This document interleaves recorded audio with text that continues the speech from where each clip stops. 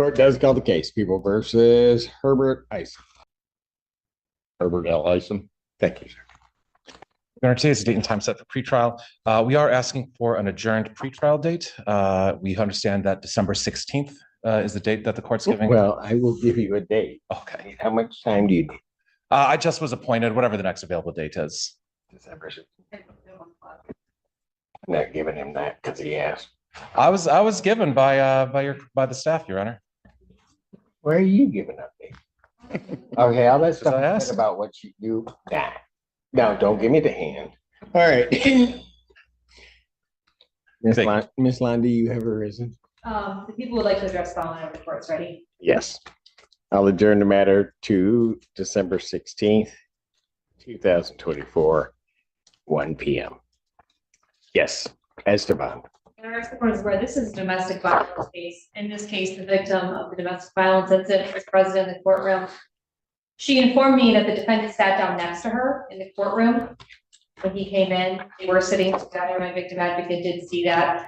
They were separated when Mr. Lindell took the defendant out and hoping to speak to them. And at that time, I know the victim advocate went and spoke with the victim. For the record, this is not a crowded courtroom. There are many, many open seats available. There is a no contact order that was entered on November 25th, 2024. It's now December 2nd, so just a few days ago, where the defendant wants to have absolutely no contact with the victim. People would contend that sitting next to her is contact. I understand she is here to address the court to request a removal of the no contact order. I have other information about that to share with the court whenever the court's ready, but she hasn't made that request yet, so it may be premature for me to respond to it. But I'm very concerned by him sitting down next to her when he's supposed to have absolutely no contact with her. Yes, Your Honor. It is true. I spoke with Mr. Isom and as well as the complainant this morning. It is my understanding that we will be making a request to lift the no contact order and the no go to order. Mr. Isom tells me that he has had no other contact. He has been abiding by the no contact order except for in the court this morning. And it's my understanding that— Where does he reside? Where do you live at the moment? My brother's. Okay, go ahead. And Your Honor, we are requesting that the no contact order be converted to a no non-consensual contact order, as well as a no go to order be lifted. It's my understanding that the complainant needs help around the house with both for herself as well as for their 4 dogs. And so we are just requesting that I did talk to my client about what the no contact order means, and that at the meantime, he should not be having contact until the court agrees. After we spoke, I instructed him to separate himself and sit on the other side of the courtroom, which he had no issue doing. So no matter what the court orders today, I'm confident that Mr. Isom will abide by whatever the order is, but we are requesting that. Well, did he understand there was a no contact order in place? Yes, I understood it, but I didn't know that in the court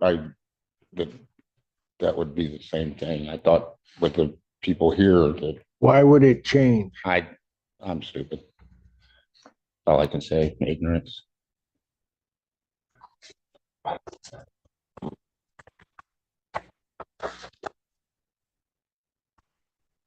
What street are you staying on right now? I'm staying in an apartment with my brother. It's right off of Michigan, or what's the name of the road? I don't even know the name of it. Is it in Ypsilanti? It's in Belleville.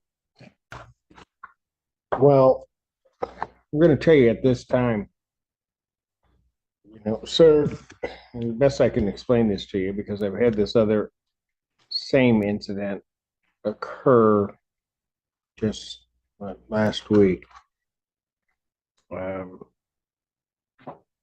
I take the no contact orders very seriously. And when the court says no contact, that means no contact. I understand. Ms. Lundy, you wanted to say something else? Your Honor, I just will let the court know as well. I heard the defendant say a second ago that he was staying off of Michigan. I would note for the record that the address shared with the victim was also off of Michigan Ave. So I hope that he is being truthful when he says that that's also where his brother is. We did request a $25,000 surety bond. He was given a $5,000 PR bond. No electronic monitoring. And the defense has moved to change the no contact to no non-consensual contact. I know the court historically has liked to hear from the victim, and if the court intends to follow that procedure, I'm happy to place my concerns about that on the record after we hear from her, or I can do it now, whatever. No, I can hear from you afterwards. Okay. Okay, where is she? Come on, sir, have a seat over here. Hello. Good afternoon, Your Honor. My name is Donna Dennison, and I truly understand about the no contact, and I truly apologize. When he came into the court, I just scooted over so he could sit next to me. I didn't, like he said, ignorance. And I understand and I respect the court, and I duly greatly apologize. But me and the babies, we do need him to come home. He is our only care provider who takes me to my doctor's appointments. Well, and I'll let you go on and tell me everything you want, but let me just tell you this. I'm so sorry, Your Honor. No, but ma'am, understand it's not your responsibility.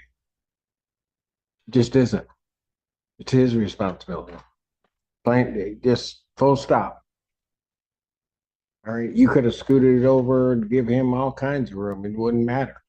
He understands or should understand what the court's order is. Okay, so anything else you want to tell me? I would just please ask the court if they could let him please come home. We truly need him there. Okay, all right, thank you. Thank you, Your Honor. Ms. Lundy. Your Honor, in late 2023, the defendant was charged with domestic violence by my office, naming Ms. Dennison as a victim at that time.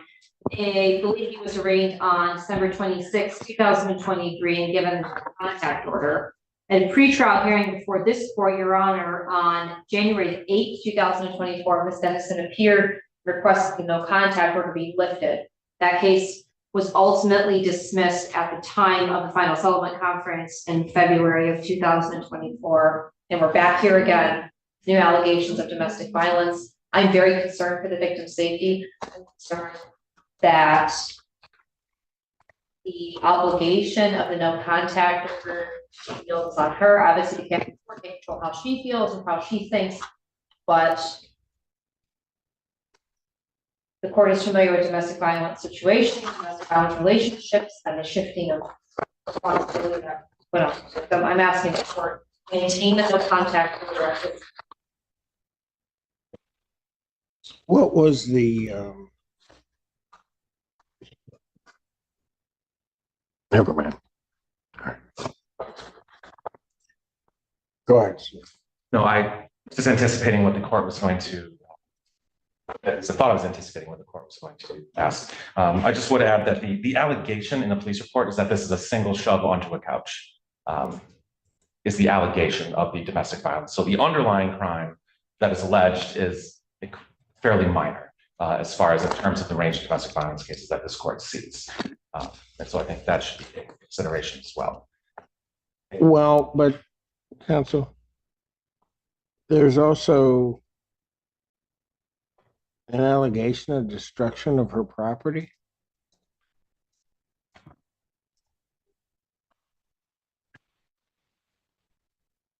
Right? So it's that being the count two on the complaint. So it's not maybe as simplistic as one wants to believe. I guess I'm also a bit concerned with this previous. Yeah, well, I'm concerned about a number of things. I'm concerned about the fact that we had the previous case. I'm also concerned that there's a no contact order in place. And it's just, at least at this, just ignore it. I mean, and it doesn't work that way. I mean, the cold-hearted reality is maybe you ought to tell me why I shouldn't incarcerate the defendant. I don't know that I could trust. Your Honor, I mean, I think, given the nature of the contact and the fact that the complainant is here requesting, she came here specifically to request that the no contact order be lifted. I understand, Your Honor, it is what it is. We are the court, prosecutor, court staff witnessed what they saw. However, incarceration, I feel, does not suit the alleged crime.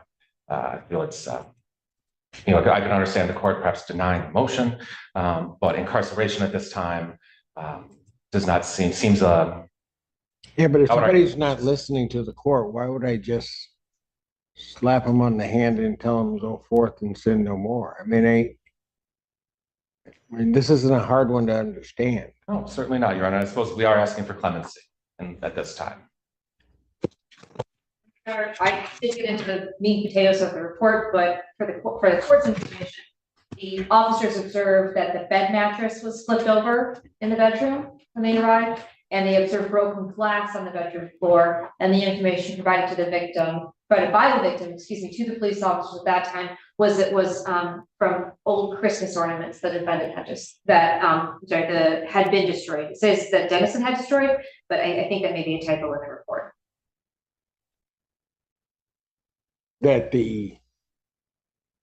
Say that part to me again. So the report reads that there was broken glass came from old Christmas ornaments that Dennison had destroyed. I think that may be a typo and may need to say Isom. I think that just may be a typo, but that is what the report reads. And I want to be candid to the court. In that last case, one of the other issues here is, and Mr. Burdell, maybe you can explain to me, why would your client be under a different assumption of what no contact meant if he's been through this before? I think, that he did explain himself that it was ignorance and well, it can't be ignorance. I mean, it almost points to a flagrant violation because he's been through the process before. Judge. Go ahead. No, Judge, I believe, I think Mr. Isom has explained himself, and at this time I have nothing to add on as to what his motivation, what was inside his mind at the time. On the last case, did he abide by the no contact on the last case? Or did we have problems? So I wasn't involved in the last case, but Mr. Isom is assuring me that he did on the last case. That he was never violated on the last case, which again was dismissed. It's not a case he was not convicted for. It was not the case he was convicted on. I understand that. I guess I'm trying to figure out whether or not, because the issue for me is whether or not he's going to follow the court's order. And the court ordered something, and it wasn't that long ago that we ordered it, on the 25th of November. And well, Your Honor, I have my limited contact with Mr. Isom in our conversations. I am confident that he will abide by the orders. He is, he has assured me that there have been no contact prior to this, and he has abided by the no contact order. Outside of the court, there have been no calls, there's been no contact. He immediately moved in with his brother. He's 60 years old and then with his brother into an apartment, Judge. And I am confident, no matter what the court orders today, he will abide by the no contact order. Granted, this is a fairly new case. However, he has been, other than the indiscretion this morning, he has been compliant with the court's orders on everything. I need that. Is he working? Remodeling. He does, he's remodeling as a contractor. Are you a self-employed or do you work for somebody? He's self-employed. And do you have any big jobs coming up?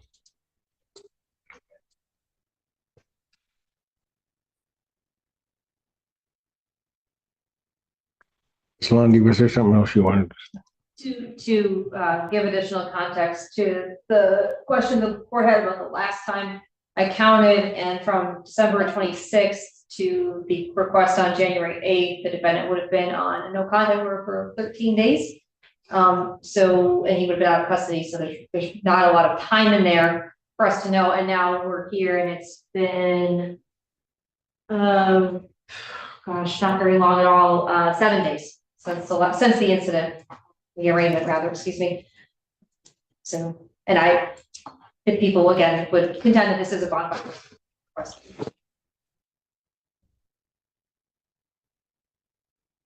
Did you provide the address that you're staying at to the court? Why not? Not here yet.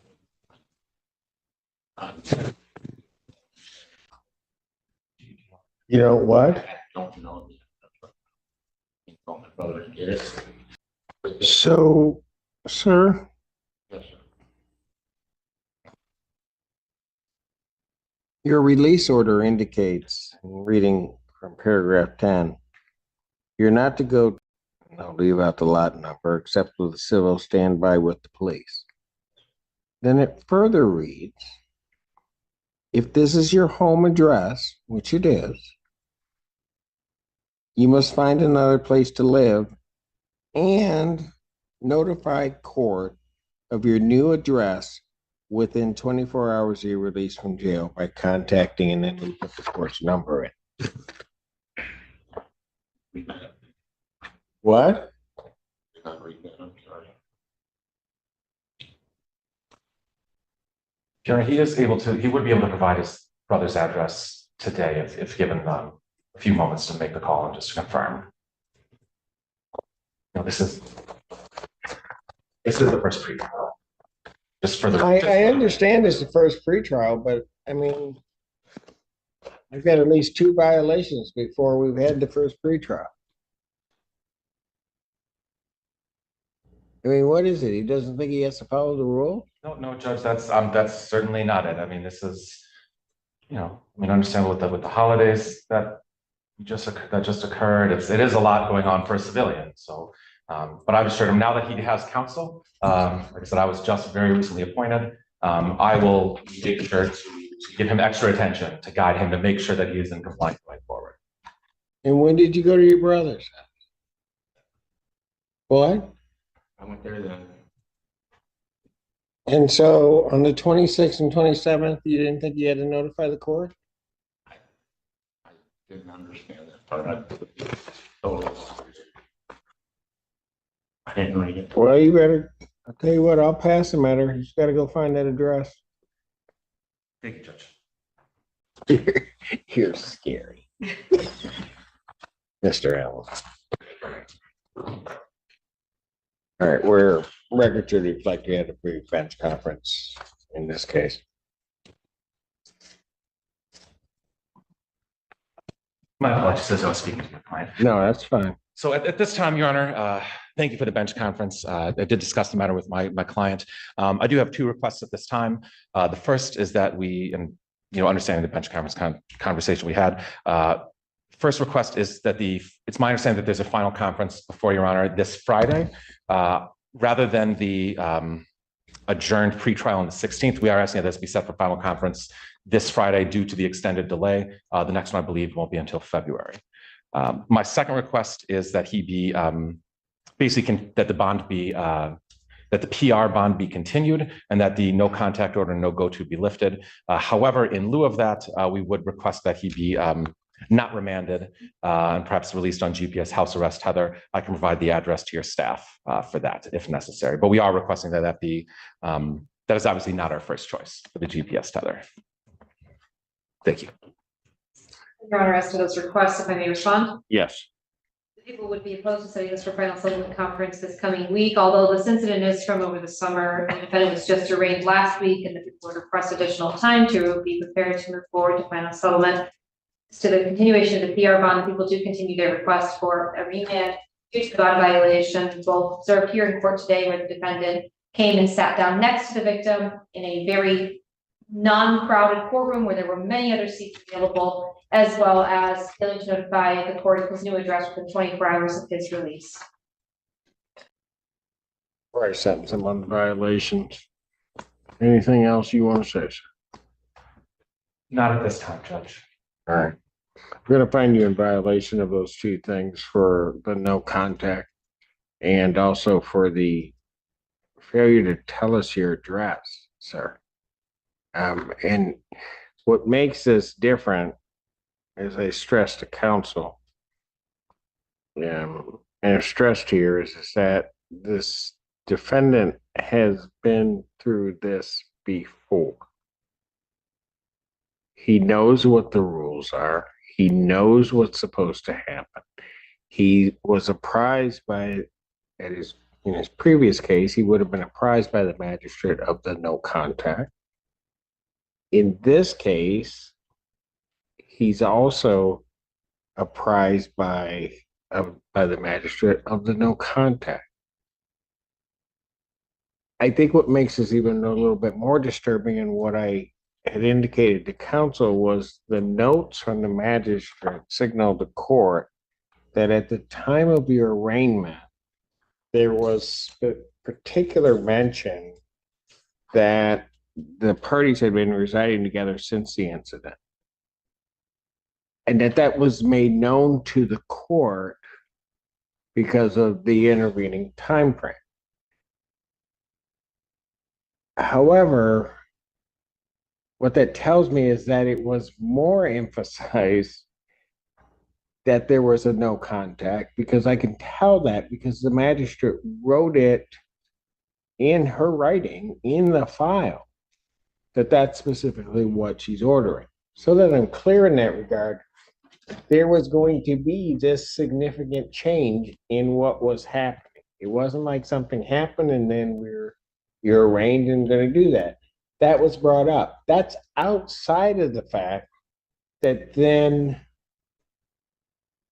defendant is specifically told he cannot have contact. Specifically told that.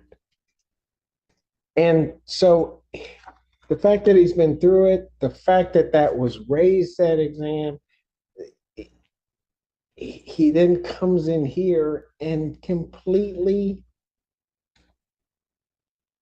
goes the opposite way and then sits down there. I can't ignore that.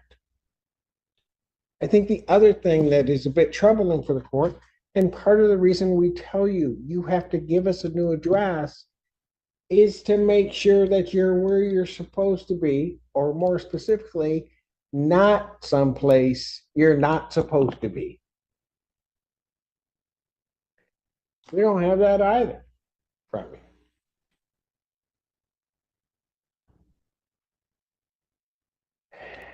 So what I'm going to do here is that the defendant will be placed upon a GPS tether upon release. I'm not going to make it home confinement, but I am going to sentence him to jail. I'm going to sentence you to 5 days in the Washington County Jail for the violations.